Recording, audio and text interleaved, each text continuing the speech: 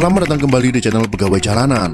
Semoga informasi yang kami sajikan ini bisa bermanfaat untuk kita semua. Silahkan kalian simak video ini agar kalian bisa menangkap informasi yang kami sajikan. Selamat menonton.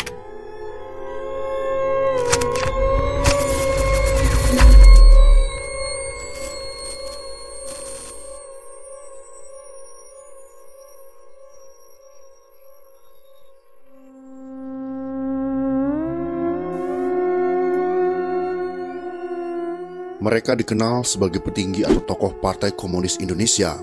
Sejarah mencatat nama mereka dengan tinta hitam karena berbeda ideologi dengan pemerintah yang sah. 2 kali pemberontakan komunis berakhir dengan kegagalan. Pada tahun 1948 di Madiun, pemberontakan komunis langsung dihancurkan pasukan gabungan tentara Soekarno. Percobaan pemberontakan tahun 1965 pun kembali menemui kegagalan. Kali ini bahkan lebih tragis, jutaan kader dan anggota PKI ditumpas habis Jenderal Soeharto.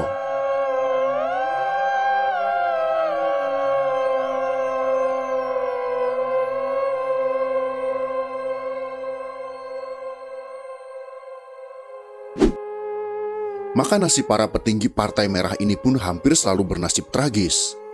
Semuanya meregang nyawa ditembus peluru. Beberapa dari mereka tak diketahui kuburnya. Tidak ada penghormatan untuk jenazah mereka karena dieksekusi sebagai pemberontak. Pemerintah yang menang menembak mereka sebagai orang taklukan yang kalah. Berikut ini adalah 5 kisah tragis akhir hidup tokoh Partai Komunis Indonesia versi Pegawai Jalanan. Siapa sajakah mereka? Mari kita saksikan videonya bersama-sama.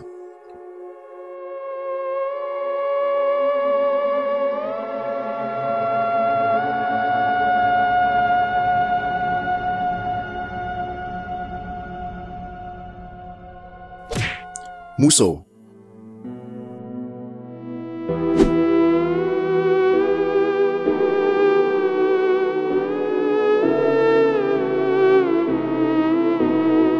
Negara Republik Soviet Indonesia yang diproklamirkan tokoh komunis Musso di Madiun tak berumur panjang. Pada saat inilah banyak ulama, santri dan orang yang tidak sepaham dengan PKI banyak dihabisi.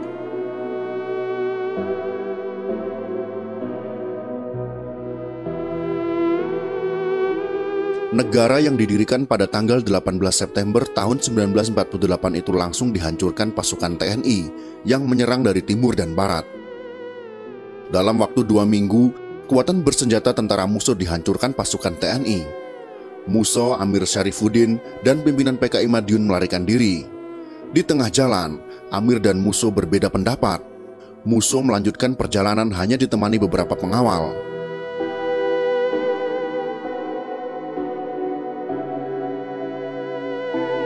Pada tanggal 31 Oktober, pasukan TNI di bawah pimpinan Kapten Sumadi memergoki Musso di Purworejo. Musso menolak menyerah dan melarikan diri. Dia bersembunyi di sebuah kamar mandi. Di sana dia terlibat baku tembak hingga tewas. Beberapa sumber menyebutkan, jenazah Musso kemudian dibawa ke alun-alun dan dibakar.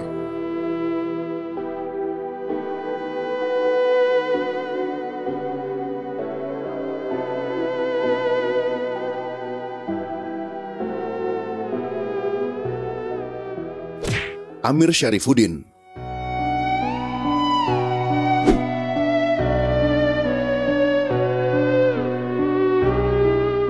Amir Syarifuddin pernah menempati sejumlah posisi penting saat Indonesia baru merdeka. Dia pernah menjadi Menteri Penerangan, Menteri Pertahanan, bahkan Perdana Menteri Republik Indonesia.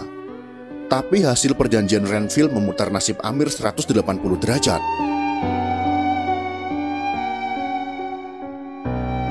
Saat itu Amir menjadi negosiator utama Republik Indonesia dalam perjanjian itu.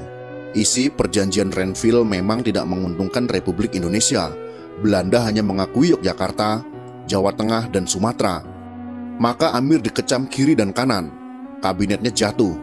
Dia kemudian bergabung dengan Musso dalam negara Republik Soviet Indonesia di Madiun pada tanggal 19 September tahun 1948. Saat pemberontakan Madiun dihancurkan TNI, Amir melarikan diri. Dia akhirnya ditangkap TNI di hutan kawasan Purwodadi. Pada tanggal 19 Desember 1948, bersamaan dengan agresi militer kedua, Amir ditembak mati bersama para pemberontak Madiun yang tertangkap. Eksekusi dilakukan dengan buru-buru. Sebelum meninggal, Amir menyanyikan lagu Internasionale yang merupakan lagu komunis. Amir juga sempat menyanyikan lagu Indonesia Raya. Dan pada akhirnya peluru seorang polisi militer mengakhiri hidupnya.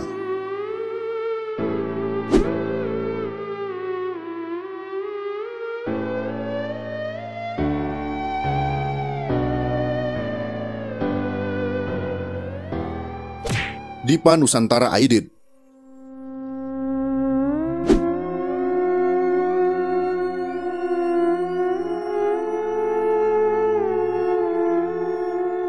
Dipa Nusantara atau biasa disingkat dengan DN Aidit langsung melarikan diri dari Jakarta saat gerakan 30 September tahun 1965 yang gagal. Aidit lari ke daerah basis PKI di Yogyakarta. Aidit lalu berkeliling ke Semarang dan Solo. Dia masih sempat menemui beberapa pengurus PKI di daerah untuk melakukan koordinasi. Pada tanggal 22 November tahun 1965, Aidit ditangkap pasukan Brigade Infanteri 4 Kostrad di kampung dekat stasiun Solo Balapan. Aidit bersembunyi dalam sebuah ruangan yang ditutupi lemari. Kepada Komandan Brigif 4, yaitu Kolonel Yasir Hadibroto, Aidit minta dipertemukan dengan Soekarno. Aidit mengaku sudah membuat pengakuan tertulis soal G30S. Dokumen itu rencananya akan diberikan kepada Soekarno. Tapi keinginan Aidit tak pernah dipenuhi. Keesokan harinya, Yasir dan pasukannya membawa Aidit ke sebuah sumur tua di belakang markas TNI di Boyolali. Aidit berpidato berapi-api sebelum ditembak. Berondongan AK-47 mengakhiri hidup ketua komite sentral PKI itu. Kuburan pasti Aidit tak diketahui hingga saat ini.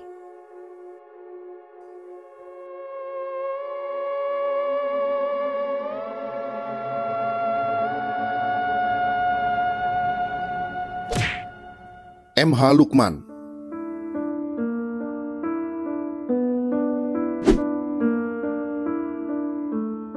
Muhammad Hatta Lukman, orang kedua di Partai Komunis Indonesia setelah Aidit.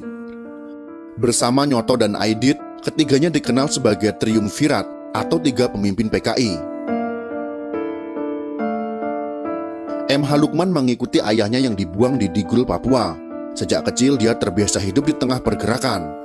Nama Muhammad Hatta diberikan karena Lukman sempat menjadi kesayangan Muhammad Hatta, yaitu salah satu proklamator Republik Indonesia.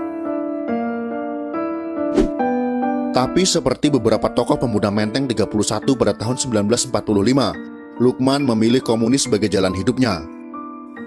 Setelah pemberontakan Madiun 1948, triumvirat ini langsung melejit, mengambil alih kepemimpinan PKI dari para komunis tua. Di pemerintahan, Lukman sempat menjabat wakil ketua DPR GR. Tidak banyak data mengenai kematian Lukman. Saat itu beberapa hari setelah gerakan 30 September gagal, Lukman diculik dan ditembak mati tentara. Mayat maupun kuburannya tak diketahui. Tokoh Politbiro Komite Sentral PKI yaitu Sudisman di pengadilan menyebut tragedi pembunuhan Aidit, Lukman dan Nyoto sebagai jalan mati karena ketiganya tak diadili dan langsung ditembak mati.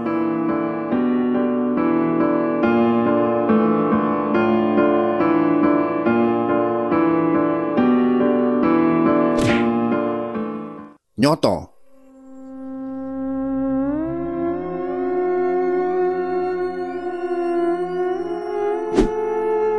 Nyoto merupakan wakil ketua 2 Komite Sentral PKI, orang ketiga saat PKI menggapai masa kejayaannya, yaitu pada periode 1955 hingga 1965. Nyoto juga kesayangan Soekarno.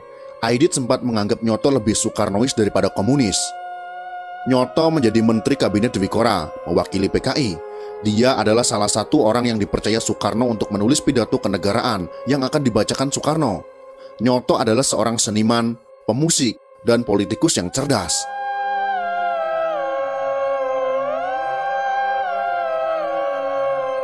Menjelang tahun 1965, isu pun berhembus. Nyoto diisukan berselingkuh dengan wanita Rusia. Ini yang membuat Aidit memutuskan akan memecat Nyoto. Menjelang G30S, Nyoto sudah tak lagi diajak rapat pimpinan tinggi PKI. Kematian Nyoto pun simpang siur. Kabarnya pada tanggal 16 Desember 1965, Nyoto pulang mengikuti sidang kabinet di Istana Negara.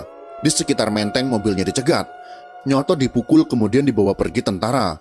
Diduga dia langsung ditembak mati, sama dengan kedua sahabatnya yaitu Aidit dan Lukman. Kubur Nyoto pun tak diketahui di mana rimbanya.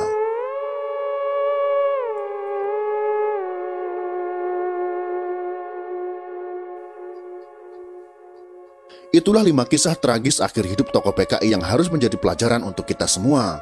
Semoga informasi ini bisa bermanfaat untuk kita semua. Jika kalian suka dengan video ini, silahkan berikan jempol ke atas. Dan jika kalian menganggap video ini bermanfaat, maka bagikanlah untuk teman-teman Anda yang lain. Terima kasih sudah menonton.